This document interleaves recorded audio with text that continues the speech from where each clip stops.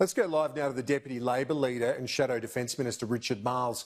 Let's start with the budget preparations and JobSeeker. It is going to be reduced. We know the JobSeeker rate, that supplement, is going to be halved.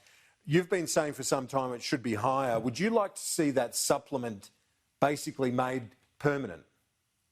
Well, it's about making sure that the transition from where we're at now to a place of normality reflects the reality of what's going on out there. I mean, the reality is that life is still very tough. It's taking a while to get the economy back on track. If you've been living through what has played out in Victoria, you know that there's a lot of businesses there that remain in a very difficult situation. I mean, if you're an aviation worker, there's not a whole lot of work in that industry right now. So there does need to be a transition. We all acknowledge that. But the process of removing and transitioning out of relief has to be one which is calibrated to what's actually going on out there. And we don't think that the current time frame and its speed is realistic. In terms of JobSeeker, though, the former New Start, you've said for a long time, Labor, that it's too low, that people can't live on $40 a day. This supplement is being halved at the end of the week. Should that remain on a permanent basis? Is that enough?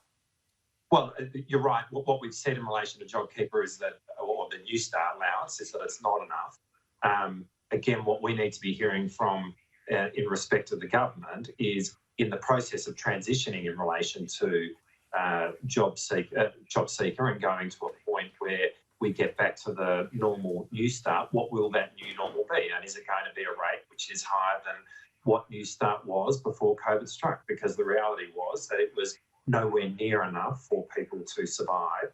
And so one of the outcomes, it seems to me, in respect of what's happened in relation to the coronavirus, is that when it's all said and done, New Start at the end of this needs to be in a more livable state than it was before it started. It has an economic impact, of course. We've seen the Business Council of Australia, Jennifer Westacott makes the point regularly, Chris Richardson from Deloitte Access Economics, others say it's got that stimulus effect. So it's more than the equity question involved there. Totally. It's been one of the things about putting money into the hands of those who need it the most is that inevitably they spend it because they're not in a position to save. And so it will have a big economic impact by doing that. And one of the things that we also understand is that when you're giving money to people who have more money at their disposal, that tends to get saved. So there would be a very positive economic impact associated with this. But at the end of the day, the fundamental point is this: New Start was not enough. It was not enough before the coronavirus struck. As we transition back to whatever becomes the new normal, that fact has to be recognised. On the JobKeeper wage subsidy, Labor's saying the government's moving too quickly, that we're still in the eye of the economic storm in terms of the recession. But if the economy does bounce back, more effectively and more robustly than you think, like we've seen with those unemployment numbers last week, does that undermine your argument? Well, it's what I was saying at the start. There needs to be a sense of realism about the pace at which relief is removed. And right now, if you are in Victoria, as an example, you are going through a very difficult period, and there's a whole lot of businesses there which are not in a position to operate normally. If you're an aviation worker, if you work in the tourism sector, I was speaking to a travel agent in my electorate last week. I mean, you think about what is their business right now, and so how does it work for them to get to the other side? And that is ultimately the point here. But if you take the example of travel agents, there will be business for travel agents in the future, no doubt. We will get back to a place of normality and people will want to book their business trips and their holidays. But what we need to do is make sure that those businesses, a lot of which are small businesses, are able to get past this and are there on the other side. And if the relief is removed too quickly, well, then that won't happen. You're going to see a whole lot of businesses go by the wayside.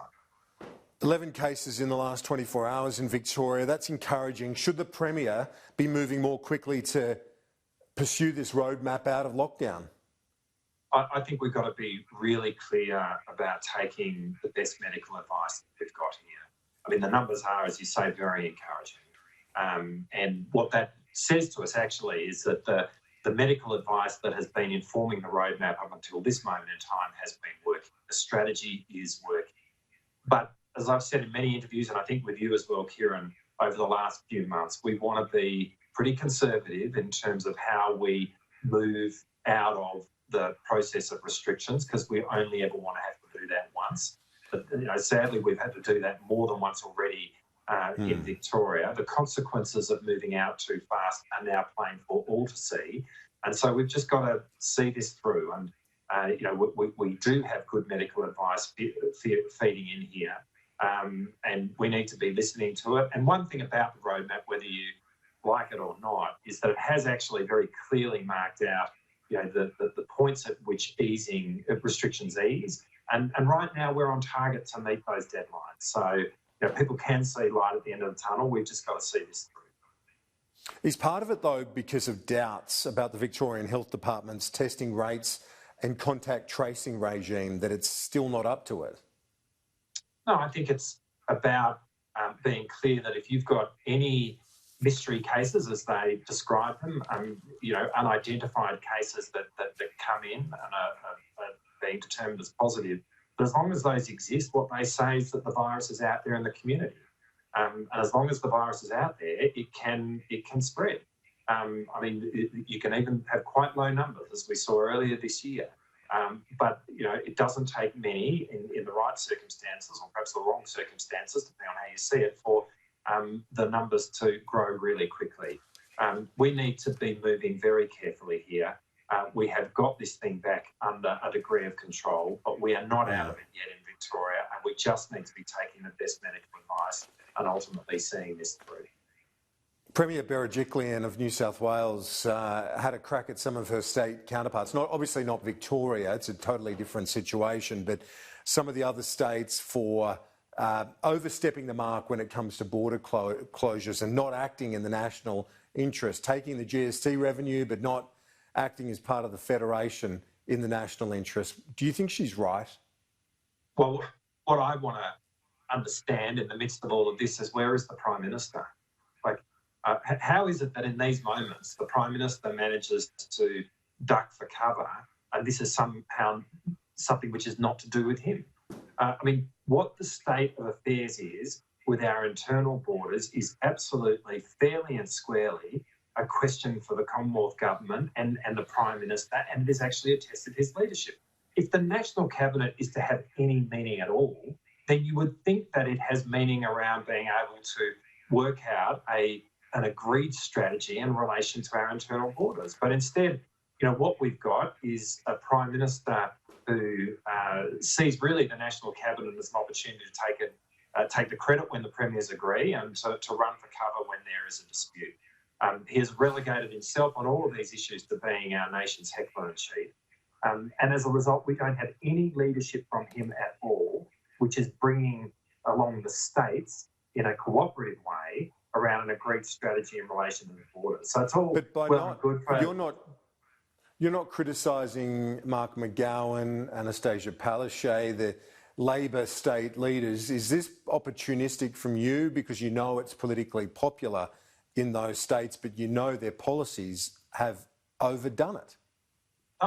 In the absence of there being an agreed national strategy, and in the absence of there being leadership on the part of our Prime Minister, I don't blame premiers for doing what they do.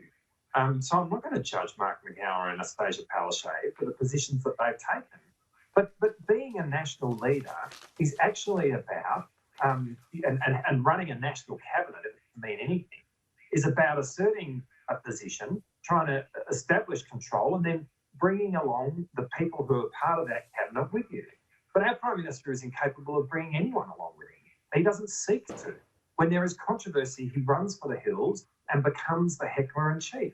And so long as you've got a Prime Minister who's taking potshots at state premiers in the way that the Prime Minister does, then it doesn't surprise me that there is an inability on his part and on the Commonwealth Government's part to be able to get an agreed process or pathway in relation to internal borders. But this is an absence and a total failure of leadership on the part of Scott Morrison.